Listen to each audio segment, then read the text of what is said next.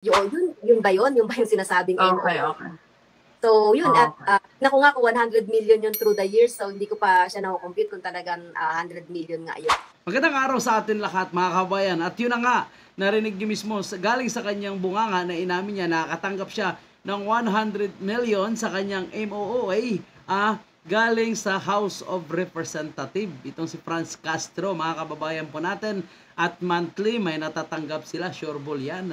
At dahil dyan, todo papuri siya ngayon kay House Speaker Martin Romualdez at sinasabi niya napaka-supportive umano at wala umanong personalan kung mayroon man sila mga bagay-bagay na hindi naunawan. Aba, mukhang maganda ang ihip ng hangin at pumapapur nga ngayon kay Franz Castro at sa mga makabayan, kunwaring makabayan, mga kababayan, na umano'y mabait sa kanila itong si House Speaker Martin Romualdez. Talagang mabait sa kanila mga kabayan po natin kasi binakbakan nila itong si Vice President Sara Duterte. At ngunit dahil sa pag-iingay ni dating Pangulong Digong, may palusot pa ngayon itong si Franz Castro. Ang sabi niya, kung hindi sana umano iniwasan or sana umano na ipaliwanag ni Vice President Sara Duterte ng maayos ang kanyang confidential fund, hindi sana umano humantong sa ganito. So ang ibig sabihin, hindi sana umano tinanggal ang confidential fund ni Vice President Sara Duterte. Sino ang gagaguhin mo? Sino ang gagawin mong tanga? Franz Castro, na alam po natin, kahit pa sinagot ni Vice President Sara Duterte at kahit anong paliwanag pa ang gagawin sa inyo, ganon din naman ang inyong gagawin. Bakit? Kasi ito ang inyong agenda. Unang-una, pinaliwanag yan ni Vice President Sara Duterte. Hindi lang kayo nakikinig. Pangalawa, gustong ipaliwanag at sagutin yan ni Vice President Sara Duterte sa budget deliberation or sa budget hearing. Ngunit anong ginawa ni Sandro Marcos?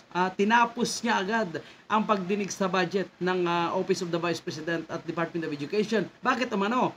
Ang sabi niya, as a courtesy umano kay Vice President Sara Duterte. Ano nangyari? Hindi na ipaliwanag ng maayos. Tila babistado ang inyong gimmick. Kunwari galit-galit ka nung tinigil ni Sandro Marcos ang nangyaring pagdinig doon sa Kongreso. Tapos kalaunan, yun pala ang inyong gagawin. Di ba? Parang planado, mga kababayan po natin ang mangyayari. So ngayon binabakbakan itong si Vice President Sara Duterte nitong mga makabayan, asaan na itong mga kongresista na nagbigay ng courtesy kay Vice President Sara Duterte at tinapos agad ang pagdinig at hindi pinagbigyan na maipaliwanag, mga kababayan po natin. Nung binakbakan si Vice President Sara Duterte, saan itong si Sandro Marcos, asaan itong mga kongresista na umano'y suportado nila ang budget ng Office of the Vice President dahil naunawaan nila ng kailangan umano ng Office of the Vice President at ng Department of Education kung saan gagamitin itong pondo ng confidential fund at dinidepensahan nila ito. Ngayon, wala na sila, mga kababayan po natin. Ganon na katraidor ang ilan dyan na mga kongresista po natin dahil gusto nila mabigyan sila ng malaking pondo mula kay House Speaker Martin Romualdez. Lalo na itong makabayan at itong si Franz Castro, kababayan po natin. In fairness kay Speaker, hindi pa siya Speaker, ano na siya, no? Majority Leader pa lang siya. Ay very approachable. Wow, sana all approachable. Ganyan na ang iyong bukang bibig ngayon dahil nakatanggap ka ng malaking pondo. 100 million pa naman, mga kababayan po natin. Hindi ka matatakot na lapitan siya for help. Hindi ka matatakot na dalhin ang mga magsasaka sa kanya, dalhin ang mga mangingisda sa kanya. Sobrang bait pala, mga kababayan po natin, ni House Speaker Martin Romualdez. Ang mga teachers, di ka matatakot na ipakausap sa kanya. So, ganun yung ugali ni Speaker. Mini-welcome niya lahat. Hindi snobero. Kami kasi... galing pala ito, no? Mga teacher pala nakakausap ni House Speaker Martin Romualdez, no? Ang galing, bait pala. Hindi siya snobero, hindi siya snob. Yun ang tatlo. Kaya makakausap mo siya on the level. At naiintindihan niya yung sitwasyon ng mga marginalized. At may mga time nga na nakasama namin siya sa pagbibigay ng ayuda. Totoo yun. Sinama namin siya, ang makabayan nila, sinama namin si Speaker at iba pang leadership ng Kamara para magbigay ng ayuda, no, doon sa mga nabiktima ng oil spill, nabiktima ng kawalan ng trabaho doon sa Batangas, ng mga magsasaka, tumulong siya doon, no? Talagang nag-facilitate siya na mabigyan ng ayuda. So, yun naman yung ano, kami wala kaming personal. Kasi Wala. kami pag lumapit sa, kahit hindi ka speaker, lumalapit kami sa sino man leader sa Kongreso.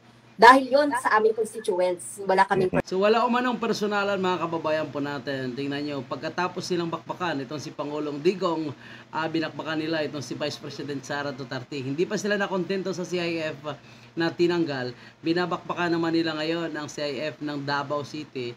Anong mayor pa itong si Vice President Sara Duterte. So walang personal daw, sabi ni Franz Castro. Ito pa, hindi talaga nila pinipersonal itong si Vice President Sara Duterte. Kasi ang gusto nila ngayon, magkaroon pa umano ng pagdinig sa House of Representatives patungkol sa napakalaking gastos umano ng Davao City patungkol sa confidential fund. Napakatanga nito mga kababayan po natin. Alam naman natin na lahat na ginastusan ng CIF ng Vice President Sara Duterte nung siya ang mayor pa sa Davao, sabi nga ni Pangulong Digong, pwede nilang halongkatin, walang problema, wala kami tinatago. Lahat dyan is well documented. Unang-una, wala namang na-isyong disallowances. Dahil lahat yan ay may resibo kung saan nila ginamit. Lalo na yung pagtapos nitong insurgency sa Davao City.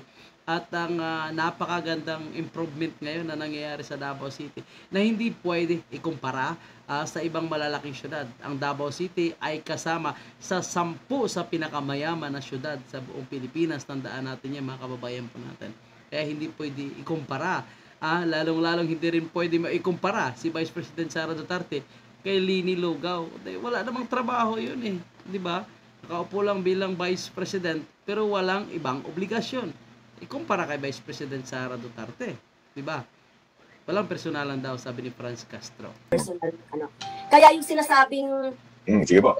sinasabing meron kaming kontsabahan about Di ba? Sa kanya galing. Tinanong ba siya ng host kung may kuntsabahan ba o hindi?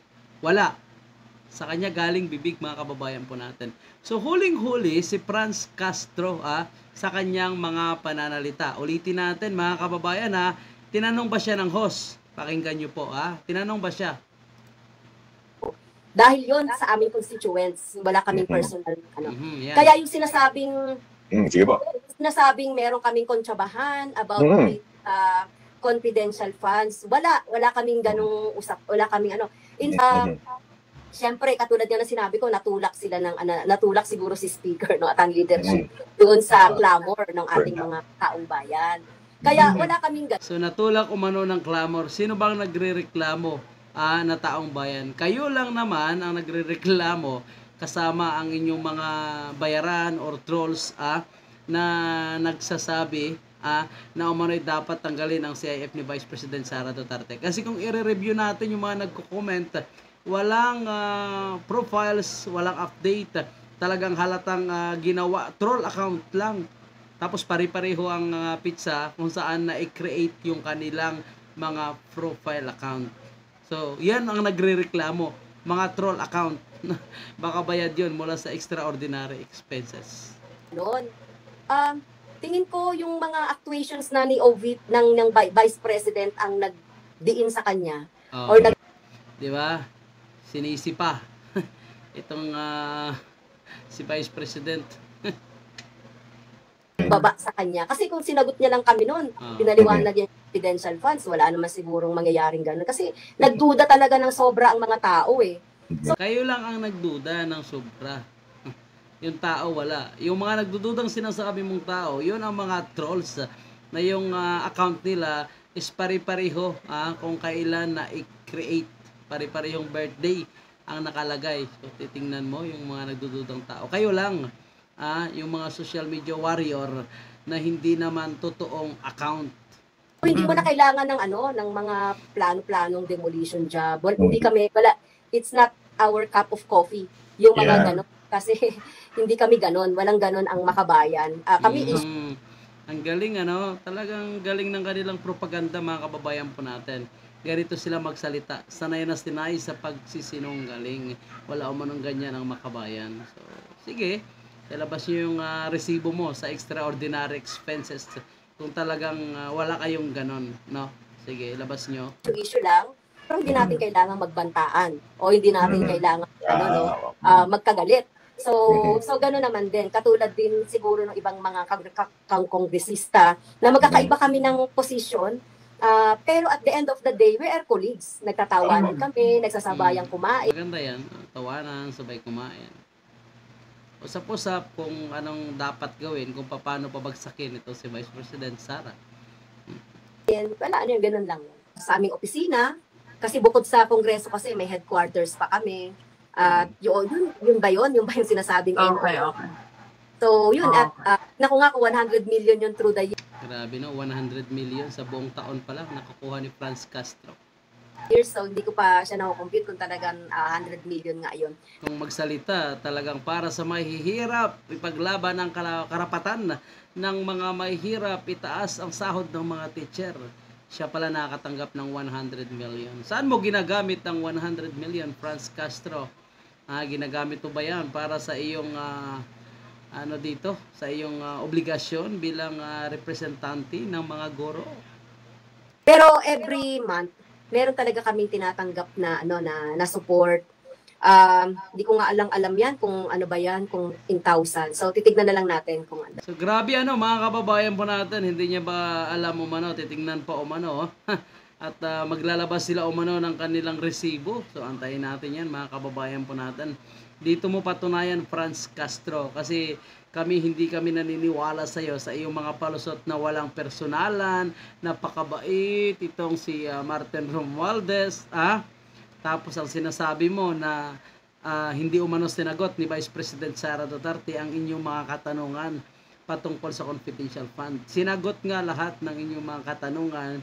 Ang nangyari lang, hindi nyo tinapos kayo ng kapwa mong mga kongresista na nagkukunwaring suportado itong si Vice President Sara Duterte. Hindi pinasagot patungkol sa confidential fund. Ang tanong mo naman sinasagot.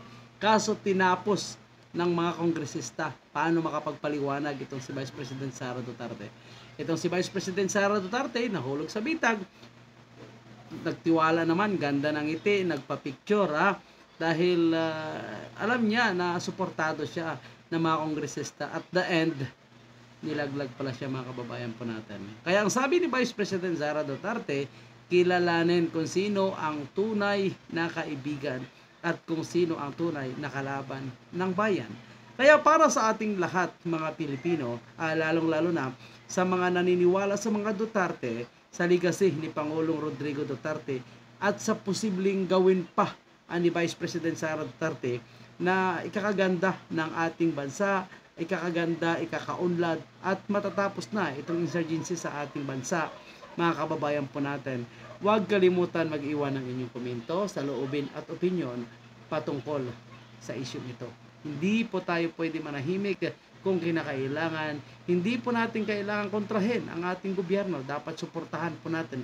Pero pag may mali, karapatan natin magsalita at punain, lalong-lalo na itong sumisira sa unity team, sumisira kay Vice President Sara Duterte, pabagsakin dahil alam nila na posibleng sa 2028 ay ito ang papalit kay Pangulong Marcos. So ayaw nilang mangyari dahil alam nila na ipagpapatuloy ni Vice President Sara Duterte ang nasimulan ni Pangulong Digong. Yan lang po ang ating update. Salamat kababayan.